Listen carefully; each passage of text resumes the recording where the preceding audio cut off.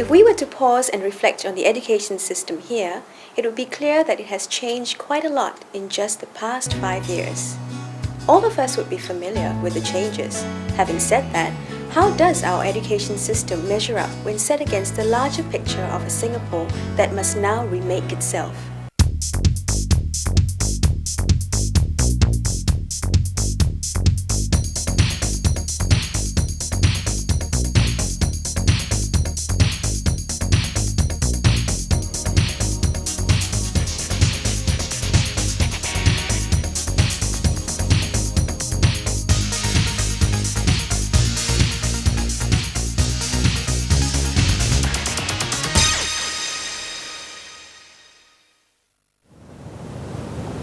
In today's fast-paced world, where only change is permanent, it is imperative that organizations enhance organizational learning and promote knowledge sharing.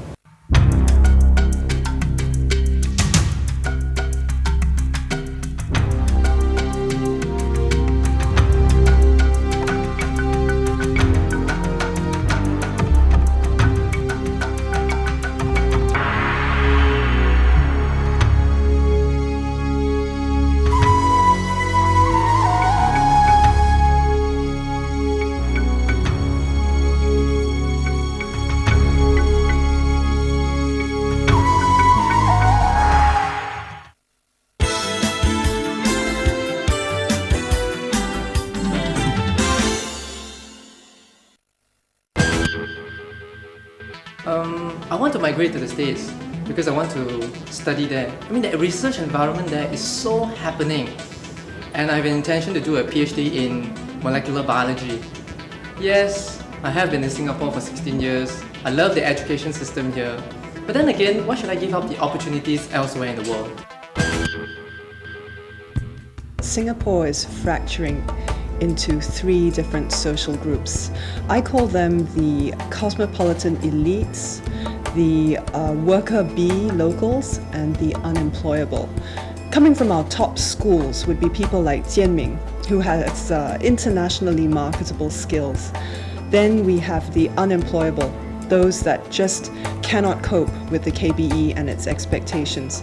In between are the worker bee locals who are earning a decent wage but are just not in the same league as the international elites. So what we're seeing is an increasing social divide.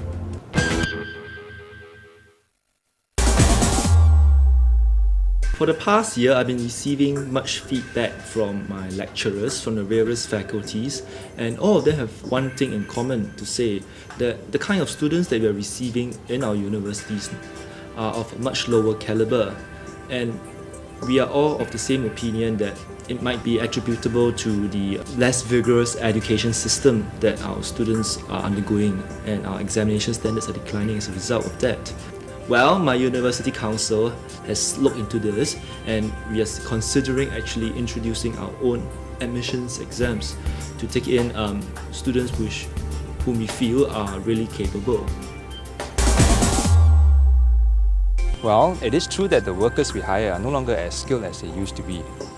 We could actually hire workers from China who are as skilled and even cheaper. The education system needs to be competitive in order to produce skilled workers. And I don't think our education system is as competitive as it needs to be.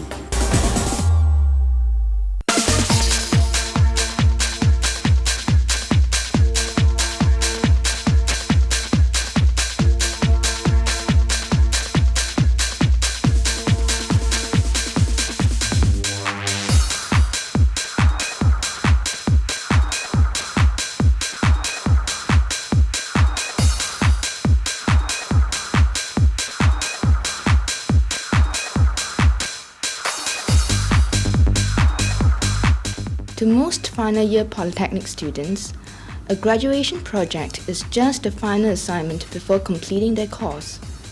But to these groups of students from Nanyang Polytechnic School of Design and School of IT, the experience went beyond an academic exercise. Computer games is very popular among the youngsters, so we had the idea that we might incorporate the values of anime into the game, so that the youngsters can enjoy themselves playing the games and take in the values of anime at the same time.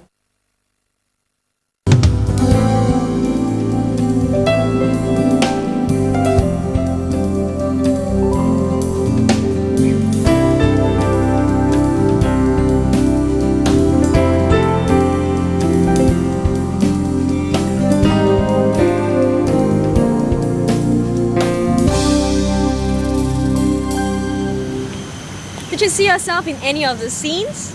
Hi, I'm Xue Feng. I'm sure all the scenes are familiar to you, but have you ever stopped to ask yourself why you're doing all this? In the next 20 minutes, we're going to show you some people who have found very interesting ways to spend their free time. If you haven't guessed by now, we're talking about volunteers.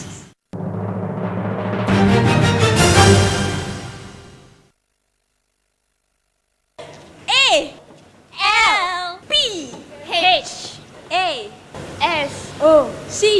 Alpha Community Program! The Alpha Soc Community Program is an effort by the Alpha Society to actively encourage members to reach out and give back to society. The focus for year 2001 was on the youth sector. A series of challenging volunteer activities were developed. The programs were designed to leverage on members' expertise and work experience and to allow them to interact with young people.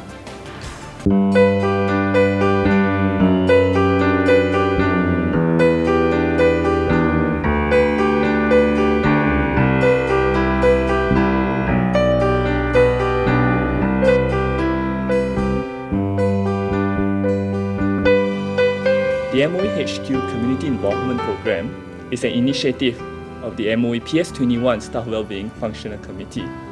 It is aimed at encouraging MOE HQ officers to participate in community involvement activities, as well as to promote volunteerism as a way of life. Let us now lead you through the various components of MOE HQ's organizational capabilities towards organizational excellence.